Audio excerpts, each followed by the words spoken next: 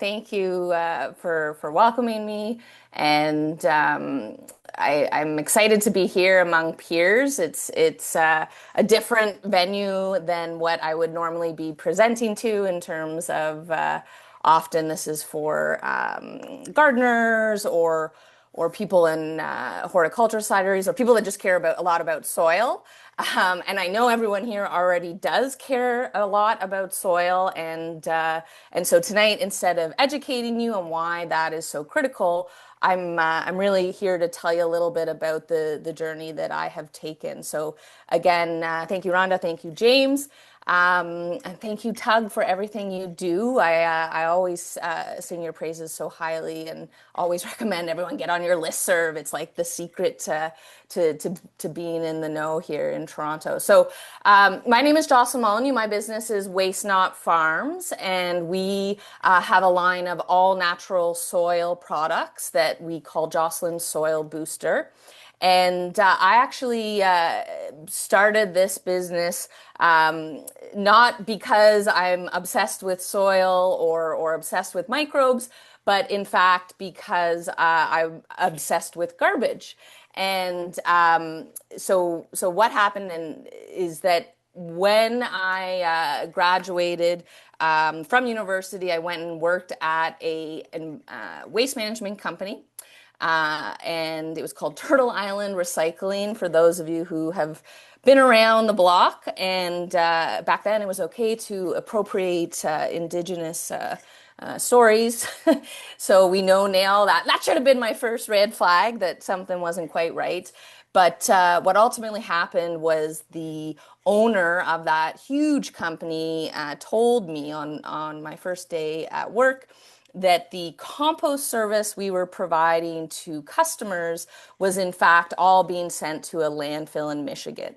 And this is about, we're talking almost 15 years ago now. So it wasn't quite as well known as perhaps it is now, all the questionable happenings that go on in terms of waste management. And I was just so heartbroken that all the food waste that came out of our soil, all these nutrients were being exported to a landfill. And I really was committed to doing something differently.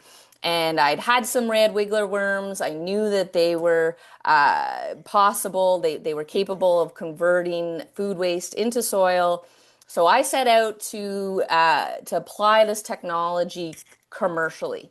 And so ultimately what I was looking to do was build a closed loop biorefinery, which is technically a term, a fancy term for being a worm farmer. And that is generally what I call myself these days. So right now I'm up near Orangeville, about an hour north of Toronto, and I have a barn with somewhere between 3 and 4 million red wiggler worms.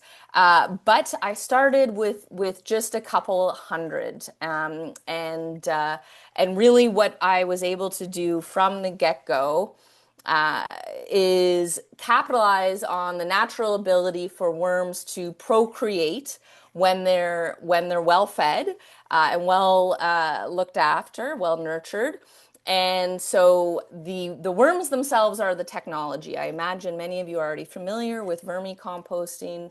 Often I have to sort of stop here and explain what this is all about, but I have a feeling most of you will know at least the general principle that worms will in fact eat any type of natural material, organic, as in carbon-based material, and then ultimately create this incredibly rich, incredibly microbially dense end product, which we call a worm manure. It is castings, worm castings, and of course this gets applied back to the soil to grow healthy crops, to regenerate our soil ecosystems, and then it becomes a nice closed loop, full circle business.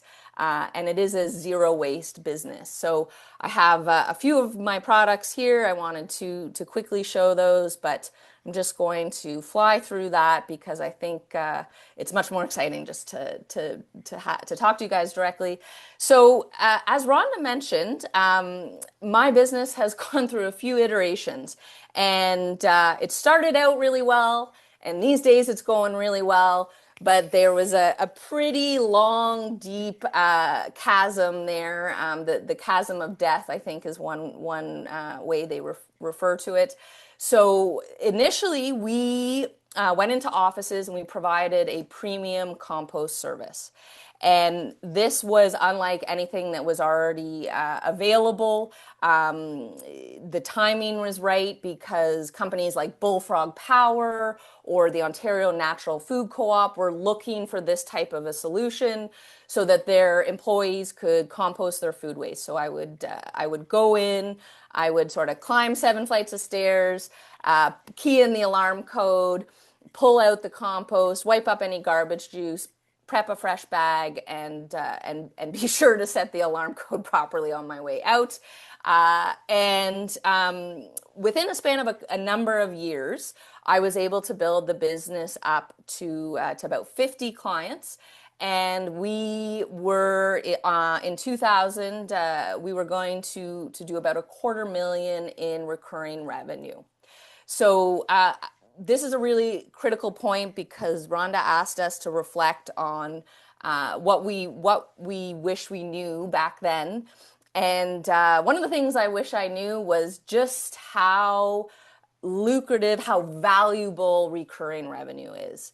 And so for those of you out there who are looking at different models, there is nothing better that you can do than to have recurring revenue because it allows you to project your cash flows consistently. It gives you some security to make decisions as you grow. And then of course you're not there's no marketing cost, no cost of customer acquisition after you've made that initial investment to bring a customer on board. So I didn't really know how good I had it, of course, until March 13th, 2020. And that morning I woke up. It was a Friday, March 13th. I didn't think too much about it. But by the time I went to bed that evening, I had about 2 or 3 clients remaining of the 50, and let's just say that my cash flow projections were nowhere near going to hold what they're supposed to be. So my entire business was decimated on day one of COVID. It was horrific. I will tell you, and it I don't want to go into it too much. I have a little, PTSD from the whole thing. But at first it was like, oh, it's just going to be a short term, but of course it wasn't. And our saving grace in that case was that we had in fact brought our first product to market a couple years earlier. And I'll always be grateful to Evergreen Brickworks, who was the first to carry our product. They're very open to supporting the community and bringing in innovative items. So, of course, what did everyone do during COVID when they were stuck at home? They learned to grow and to garden, and so we were able to quickly shift. And in hindsight, it seems so simple and so obvious, and in fact very lucky and beautiful. But I can tell you at the time it was very messy. And we actually in the first couple of months of COVID, we tried to become a home compost pickup service, or in particular for multi-residential buildings, which generally don't have that service. But again, the economics were just terrible. They were never going to work. So we had to scrap that and ultimately big shift away from a service-based business towards what we are now, which is a manufacturing business that's primarily generating our revenue from our product line. We have those stuck to our values, and that is something, again, I would say it's really critically important from day one to know what you're doing, and or actually scratch that. You don't need to know what you're doing. You'll never really know what you're doing, but it is important to know why you're doing it. And I still remember, writing some core values on a Bristol board, and one of them was that the worms get paid. And so for me, it's always been a principle to apply a lens by which to be able to make some decisions in terms of we do not take food waste for free. If we are collecting food waste, we are getting paid for it just like any other waste management provider. The fact that that material is then transformed into our end product is irrelevant to the fact that we generate revenue on our front end and our back end, of course. The weighting of that revenue was really what shifted in this COVID period, and in hindsight, we were very lucky because as a service-based business, it was already becoming evident it would be very difficult to scale to any kind of profitable or financially sustainable level. And so I would say that it's never too early to start doing projections with someone who is really skilled, capable, and competent in using Excel and knows business, because it's important to appreciate if you don't need to be making money from day one. And I'll be totally clear, 13 years later, my business is not profitable. However, we do have a line of sight on when and what that's going to look like. And ultimately, that's what's allowed us it was about a year ago. We were at a juncture where we needed to raise money, and although it had been something I'd been trying to do for a number of years, it had proven very challenging. You'll often hear people refer to trying to get investors as herding cats. And that is very much accurate. You'll get one person finally interested, finally committed.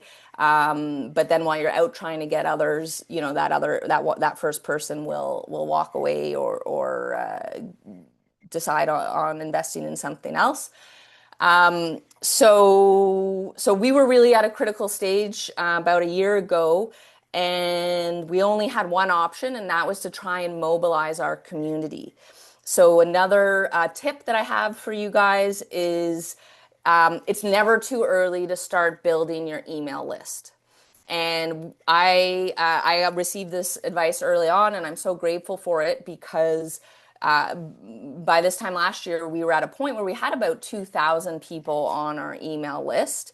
And a lot of these people were very committed. They'd been involved for a long time. They really felt excited and that they wanted to see this business succeed. So we were able to use a software that we developed to mobilize that community. And we created a social fundraising campaign based on a lot of social marketing principles, but using a loophole that the Ontario Security Commission provides the first time you raise investor funds. And it's called a friends and family raise. You generally you're making use of people that are in your close circle and rich people. So that's something that people don't often mention when they talk about a friends and family raise, and you're thinking like, God, I only got that one rich uncle and he's already said no 3 times. But the reality is it's friends and family and close business associates. So for us, we were able to qualify anybody that had been involved in the business, that we had serviced as part of the business. And it's high net worth individuals. So you can always go out there and just find rich people that want to do good, and they do qualify for your friends and family raise. And all of that to say, we set an aspirational goal to raise a $500,000 in 30 days. We did it in a very public fashion, in a way that had our community rally around us. We made it accessible with a minimum of 5,000. So we had a lot of angels that had never participated in this before. 50% women investors, which I'm very, very proud of. So ultimately we're lucky. If you want to know more about this, you can check out the software, the platform that enabled us to do it. So it's friendraiser.net. Um, and we are it was a software that my partner John wrote. We are looking for our next social enterprise to use this vehicle to raise their own friends and family round. And I'm excited for the questions later. I don't want to take up any more time because I think I've done my 10 minutes. Is there anything else? That is exactly what I wanted you to talk about with the investors, because I think we all have made assumptions about urban ag being small and not needing to go down the investor route. But you've given us a very clear picture of how that is actually possible. So I will allow our audience to ask you more questions about that if they wish. But thank you for that, Jocelyn. And I think maybe now we will go in a very different direction. And Judith, yeah, would you like to come on board? And I will say, Judith, that I'm saying it's a very different direction, not because you're any different in terms of passion or skill at farming, but because you have two things to talk about. You have Ubuntu and you have many hands. So with that little hint, I'll hand it over to you. Okay, great. Oh yeah, let me just share this screen.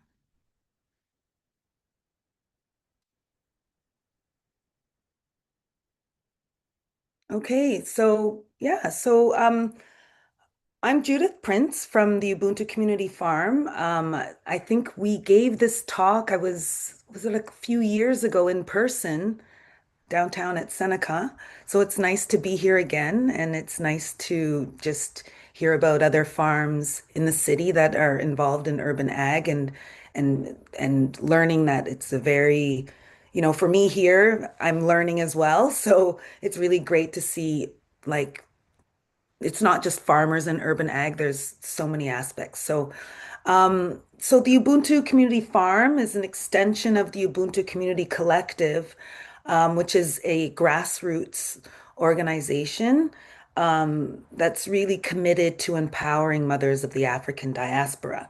So, I think I started farming in the city seriously, commercially, to grow food for my community in 2021. So it was really inspired by COVID. And just I was growing food, but not on a serious level. So I really was able to really start that. It really took off in 2022 when I got an opportunity to grow on a half-acre plot in Downsview Park as part of the new sort of farm facility there. It started out with a corporate sort of leaseholder, and now all the farmers that, joined this lease in 2022 have pretty much taken over the space, and now that's become the Many Hands Urban Farm Collective, which I am also a part of. So basically, Ubuntu Community Farm, growing on half an acre, I'm a new farm since, so this is like my fourth season. Wait, two, three. Yeah, fourth season on the land. It's kind of hard to, it's like it seems like a while, but it's really short. Um, and it's challenging farming, having a farm business in the city. There's a lot of things that you need to look at, a lot of barriers and a lot of challenges. And um, farming is, it's all encompassing work. And so I, fortunately, there are other similar farmers on the land, and we'll be speaking with one of them, Jesse at Zwadi Farm. And so we've come together and we've formed a collective, like farming.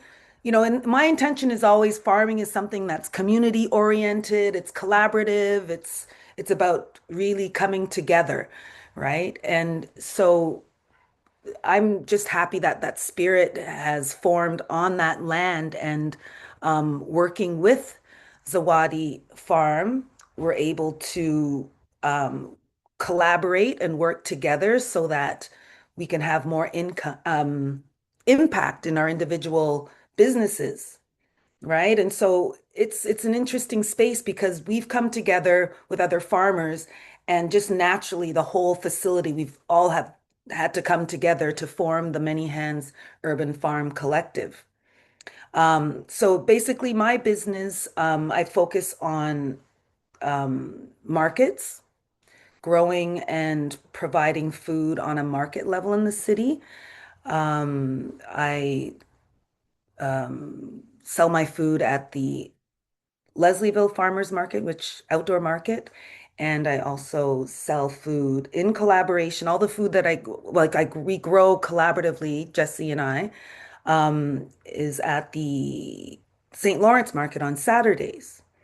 And it's interesting because there's another farm on this panel that we collaborate with. It's interestingly enough, Etoba Grow, which they're going to speak on.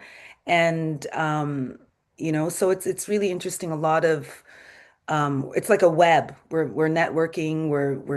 We're finding ways where we can connect because we sell Etoba Grow some of their products at our market stalls. Um, so that's like another connection there. Um, so yeah, so my business model is to focus mainly on uh, that type of market. We have a program called Cultivate Her, which is a way we're trying to create a way to provide access to good quality food to marginalized communities in the city. For a while, I was doing that, like running a CSA and doing it, a subsidized CSA through grants provided by different foundations and stuff. They were able to contribute to help subsidize the food, but it was a lot of work trying to deliver food individually to people in the community when not only do they appreciate the food, but they actually want the social connection, the connection. And so it was really hard to really have an impact. So this year we're testing a model of providing the food to community agencies that serve the population that we want to serve and providing them with the food since they're in more in direct contact with the communities we serve so that the food gets channeled to the people so that us as farmers, we're not, again, not getting sucked into doing all kinds of work, right? It's really, what I'm learning in the farming world is that to run a farm business, there's so many aspects to it. And if you can collaborate so that you're not spreading yourself thin in all the different areas that are required, you can really start to focus on, really what you want to do.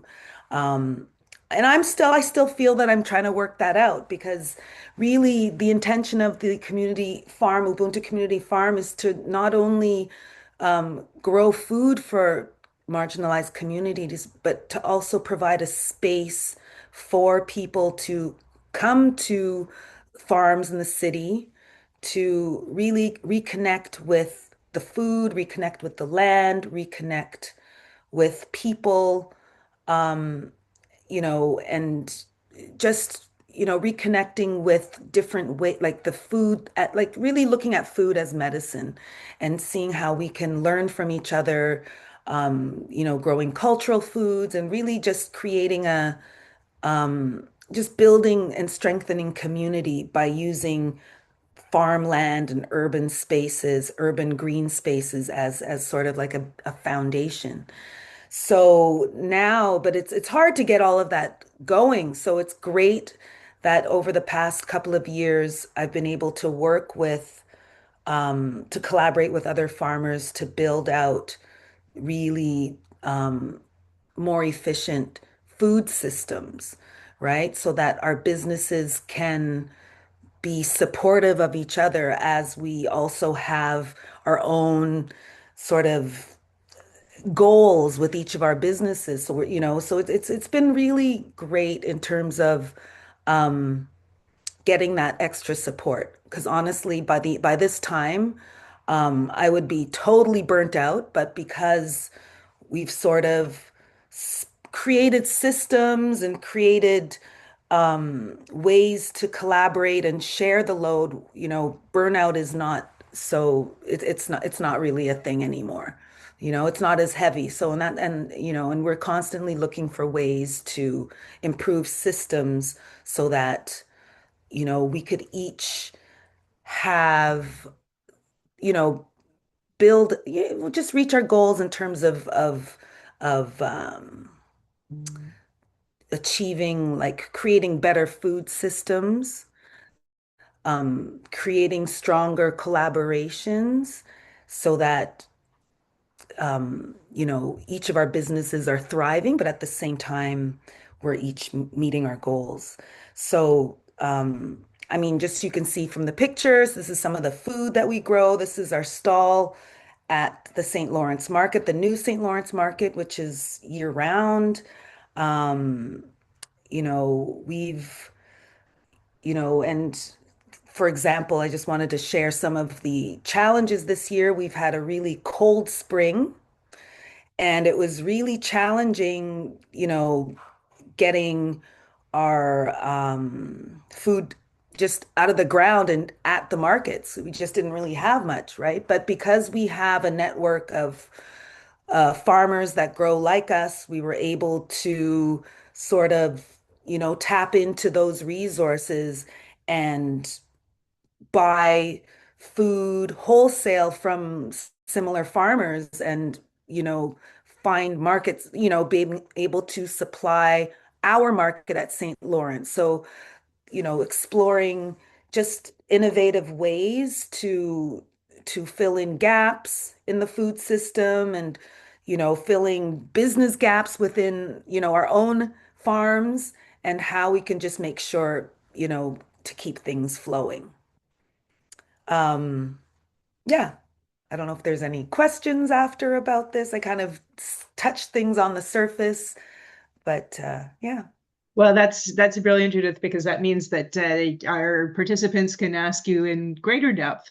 Like I already wrote down 6 things, but Oh, okay, but I good. will say that I'm so happy you talked about collaboration and connections and so on, and I'm really happy you started off by talking about um, you had done this talk before because one of our graduates from the first program, Lauren Grossman, is here, and he's identified himself as a graduate of the program. So um, it is all about networking and understanding how it's essential to do that. And you talked about burnout, and this is a thing that we don't talk about enough, I think.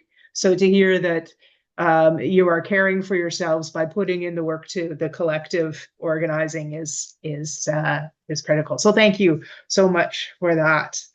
So we will come back to both Jocelyn and Judith when we come back to questions. But now I think we'll move on to Maria. So I think Judith, you'll need to. Yes, that's it. Thank you. Hello. Hello. So this is fascinating. And Rhonda, I really appreciate how you're like summarizing, like, here's this very unique thing because you know us all very well. And Jocelyn, I know your business, but I don't know, and I know about the Many Hard Hands Farm Collective, and I know about Zawadi and Ubuntu and Etoba Grow, but I don't know like how you do business. So it's really interesting for me to hear all these different perspectives and um, I think we are all going to have very different approaches to what we're doing based on what it is that we're trying to do and discovering as we're doing it. I love Jocelyn that it was like, and 13 years later. Um, So, because I only have 10 minutes, I'm not going to tell you. And 30 years later, this is where I'm just going to kind of give you the top version of what's been happening, like the most recent version. And sorry to be boring, but COVID shifted a lot for how I do business. And so that's probably where I'm going to start. I'm just going to give you a little bit of background, and I don't think I'm going to share pictures with you um, until I'm actually talking about what I'm doing now. And I just want to say to all of the participants who are here, I really appreciate you're here.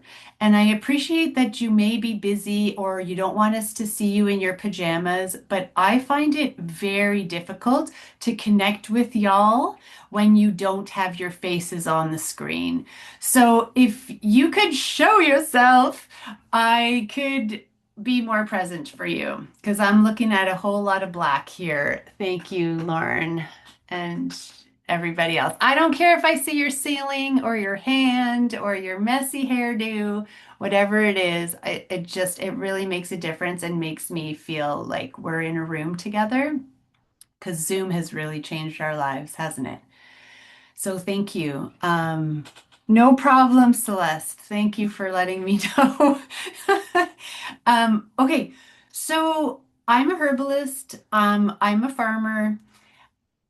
I've always been a herbalist and I've always been interested in farming. I grew up with parents who were always growing food, and my dad grew up on a farm in Europe, and we always grew food. We had fruit trees. We went to pick your own farms when I was a kid. Like one of my first memories is my mom teaching me how to select green beans at the supermarket. I mean, like when I'm 3 years old. So food has always been a super important big part of my life, and so much so that I was a chef for a long time. I ran a catering business, and I lived in Kensington Market when I was doing that. And in those years, I was running a restaurant in my home, and you will learn with every other story that I mentioned that I don't do things the way everybody else does things. I don't do things the way the city wants me to do things. I do things the way it makes sense for me to do things. And I get people to be excited about it. And then the people that want to participate do, and those that don't want to participate don't. And I think that the way that I can accomplish that is by having my value system is that me being clear about what I love and what I want to do has always been a guiding beacon for me, so that it's not like, what can I do? Oh my gosh, if I list all the skills and all the things that I could offer to people compared to what do I love to offer to people. And so what I love to offer to people is presence. And that means that I can't scale up to a huge, huge business. And so, because I'm at the center of it, but I'm not only the person at the center of it anymore because I'm building community, and the community is at the center of it. But there's a cap to where we're going to get to, and the choices that I make in my lifestyle and how I live my life and what kind of a technology interception I have and understanding of things, or what kind of, do we even have a car? Like these sorts of things, these are choices that I make because that's my value, that I need to do what I love and I really need to stand behind what I'm doing. Jocelyn, that was devastating to hear that you were working for a large company that was lying to all these people who were like taking the time to separate waste. Oh, I would be furious. Like that I just like steam coming out of my ears when you said that story. So when I was running a catering business, I have this restaurant in my house once a week. And in the nice months, I was growing things. I lived in the only detached house on Nassau Street in between Augusta and Spadina.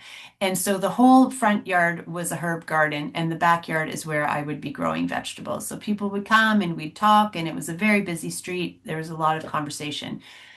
When people would come to have dinner in the garden, I would be picking things. I'm like, and these carrots came from right here, and like, let's get some fresh tomatoes for our food. And I was always serving herbal tea for dinner. And so the guests would ask to start to pick the herbs with me. And eventually, after some years of doing that, I realized I really needed to get back to what I was most excited about, which was teaching people, like getting people excited about the thing that I was excited about and not just being a convenience for people. Like I was this, ooh, this, like a supper club that nobody knew about. It was like an underground supper club, a speak eatery is what we called ourselves. And so then it started to become this like, oh, did you hear about come to this? Like, oh, like we were the cool spot. And I didn't want to do that. I wanted people to be excited about local food being grown. Like I would have farmers that were, because Dufferin was my main market. It was like the original market. Like Ted Thorpe and Plan B farmers, like all these farmers would come and sit at the table with us and like we would be serving their food. So I just needed to shift out of that. And I started opening my garden to have people apprentice with me in the garden to learn about herbs. And then I started going to the Saroran market and offering my teas and herbal things to offer. But it was more about the teaching. Fast forward, interrupt many years, get married, have a daughter, take a few years off of work, went back to work at the city of Toronto before I got pregnant because I was like, I need to work for somebody else and have a mat leave so that I can continue the work that I want to do. So I did. And I got a job with the City of Toronto working in Parks and Rec. And I worked in the Children's Garden program with all of the community rec centers, which meant that I was responsible for making people feel confident to run garden programs at the rec centers for communities to be supported. And I saw all of these holes of why it wasn't working there because there's intermittent, like there's breaks in between every rec program, and a bunch of 4-year-olds can't take care of a garden for 45 minutes a week in their program. I had to involve the seniors that were playing bocce ball and those other guys who had like distinct ways of growing their tomatoes. Like I had to get community involvement and buy-in for these gardens to be successful because also staff rotates at Parks and Forestry a lot. And so when the staff leaves, if there isn't buy-in from the staff, the community is strong, then the community can say, but we need this garden to keep going. So I was in that job for a long time and I was starting to tire of it because the beauty of being able to access 45 rec centers and thousands of people also meant that the depth of what I was able to teach them was this, right? And I'm like a deep diver. So, but I was reluctant to leave. Thank you, COVID. All rec centers close.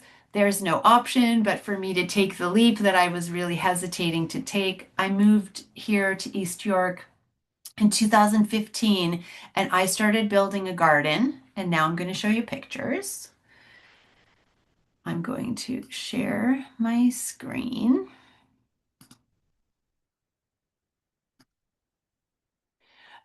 And how do I just, sorry, I'm gonna, Looks fine. yeah, I'm just, they're not going to be in any particular order because I can't see them all. Um, is it, is it fine though? I It's can't, showing up clearly on my screen at I know least. it's just one picture and I don't know how to make this, um, oh, here we go. Show sidebar. There we go. Okay, here's an example. This is my neighbor's driveway in East York, and this is our driveway. And this is what we did with our driveway. So this is my daughter. This is like year 2 of us being here. Basically got a truckload of wood chips, dumped it on top of the driveway. This was like about 3 or 4 inches of soil here. And I just planted some herbs from seed. We built these planters out of pallets that the city of Toronto was, um, that's my daughter again. We just recycled these pallets. The city came and dropped them off at the park across the street. They were redoing the sewers in this neighborhood. I just said, hey, can I have some of these pallets? And they brought over a dozen with the forklift, and we took about 1 day for each planter. We lined them with landscape cloth and grid cloth, like metal wire on the bottom.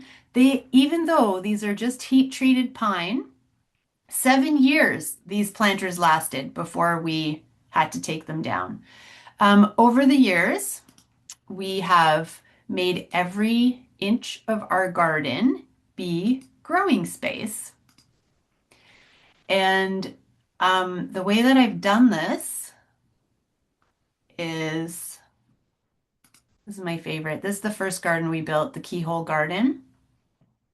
The way that we've done this is that um, so when COVID came, all right, sorry, I gave a little more background. I'm going to try and be really like this.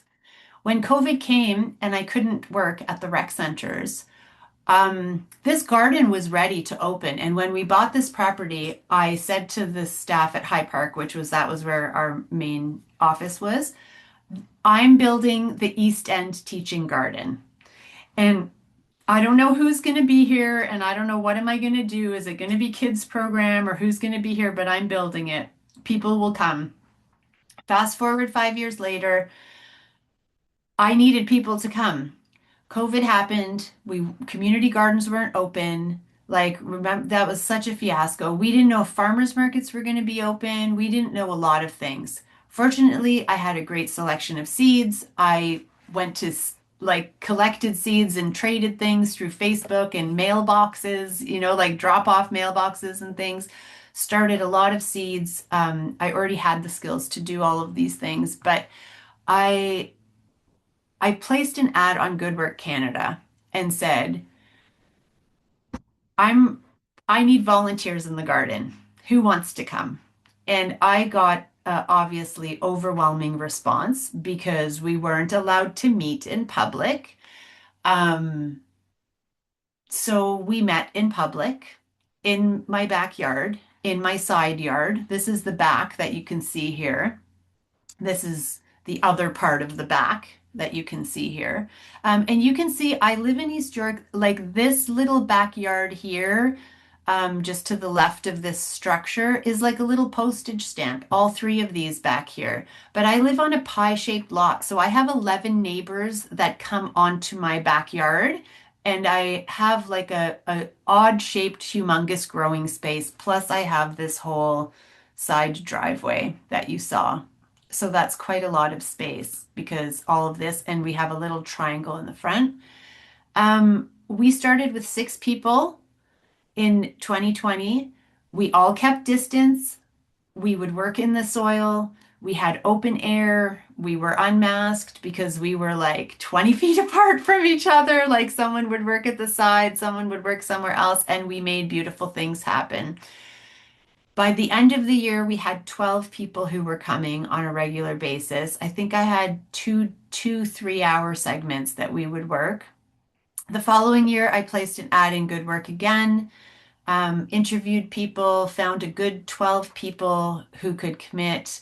Um, and that group told me, listen, you need to start charging us for what you're doing here because you're teaching us so much and you're offering so much of your time. I was running at probably two 3-hour segments in a week. We were growing all of our food for my family, for the community, for the people who were coming, like all the veg and a lot of little fruits and all the herbs. And so I tried that. I said, okay, well, what do you want to pay? And what do you think is worth it? And all of this. And so we settled on because we work from April to November, 7 month season, $700 for the season. You could pay every month, $100. And it worked. It was great. 8 people, 10 people, $700, not making an income, but something to help. Next year, many of those people came back, many of them didn't. People told friends, had another group. we decided that we would charge $900 to new people that were coming in, and that the people who were already here would pay $600, and that they would help to mentor the new people coming in because they had things to do. So they paid less. And then I was like, this is too much. And how do I find these people? Nobody knows who I am, and I'm making so little money from charging for this, and this isn't going to work. And this is where it comes the point of like, what does everybody else say you should be doing? And what do you feel is in yourself right to be doing? And for me, I needed people to be here in the garden, building the garden with me, working in the garden with me for us to figure out what was this going to turn into. So I scrapped the payment. I decided it was just going to be a volunteer program. I made 3 program dates. We run it Tuesday, Thursday, and Sunday. I have like 3,000 views on the Good Work ad by the time it's August of how many people are applying. And so, like now, that fast forward this many years later, we have about a steady team of about 25 people who come through the week to come and work here. I am not paying anybody. Nobody is paying me. Every inch of space is growing something. Like this garden has expanded double. Like we don't have any clover and grass space. So you can see this expanded, this garden expanded, this lavender bed expanded out a little bit. Um, and this is what it looks like. Like, this is what it looks like when people come together for the lavender harvest, which is at the end of July. And then we do the elderflower harvest, and then we have the elderberry harvest. So all of these people coming together, coming back year after year, working for free, and me teaching for free. And after the third year of us doing this, so in 2023, I was like, the garden has expanded so much. We are growing way more than what our community needs and what my family needs. Like, what am I doing with all of this? And one of the people who was in since 2020 and 2021, she kept saying, you need to make a product line. You need to start selling this stuff. She happened to be working at the Evergreen Garden Market, said, you need to come and meet these folks here. You got to start selling your stuff. And I'm like, I don't want to make a product line. This isn't like, I love making products, but I didn't want to have a production. I'm more spontaneous. I don't love to follow recipes. Yeah, well, I did make tea because I was selling tea in previous lifetimes of mine, like at the Saroran Market and the Dufferin Market. So I brought tea to that market, to the Evergreen Market. I also went to Withrow Market because they had an Urban Farmers program, so I didn't have to commit to a huge output. Um, and then I just transitioned to just be at the Evergreen Brickworks, and it was really discouraging.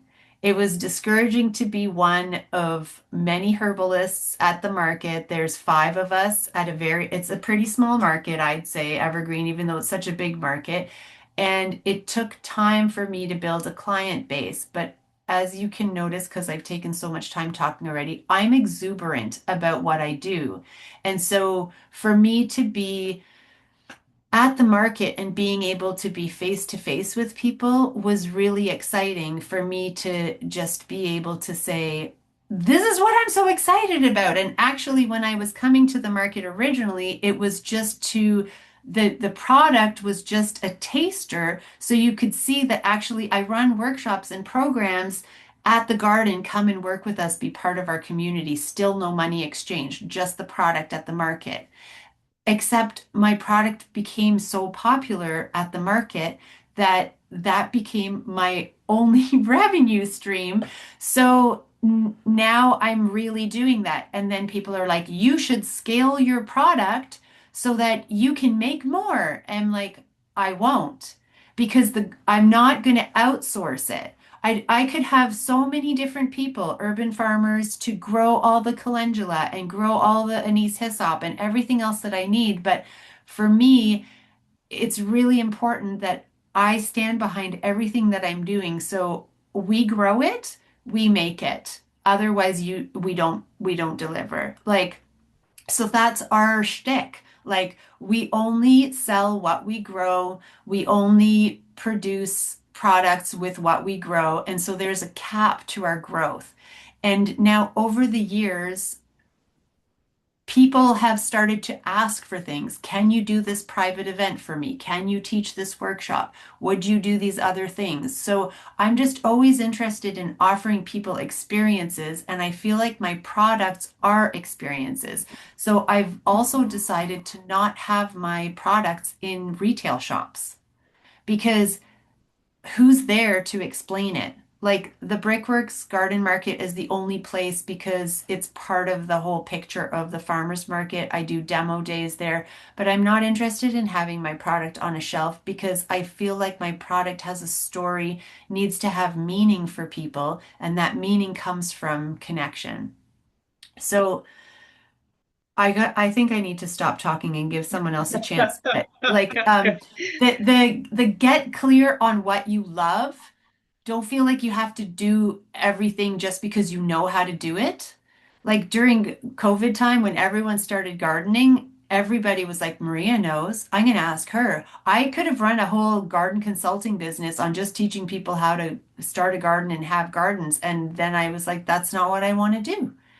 I don't want to do that. I don't want to grow food for people and give them food because I can't do that here. It's important to me that I'm working at my home, that I don't have to spend hours traveling, that I don't have to overextend, that my way of life is part of my way of work. Like it's all one picture. So I needed to encapsulate for me what was most important and then find a way to make my work fit my life, not the other way around.